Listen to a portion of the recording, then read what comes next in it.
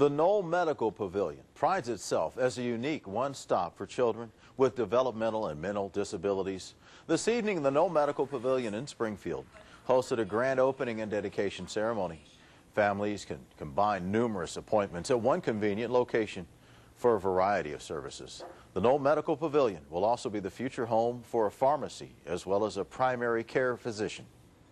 Well, we know that there's a critical number of prescriptions that have to be written to make a pharmacy viable, and we know that we'll approach and work on the pharmacies as the last element that will come into the building, because we want to make sure we have all the practitioners in place to support that type of endeavor.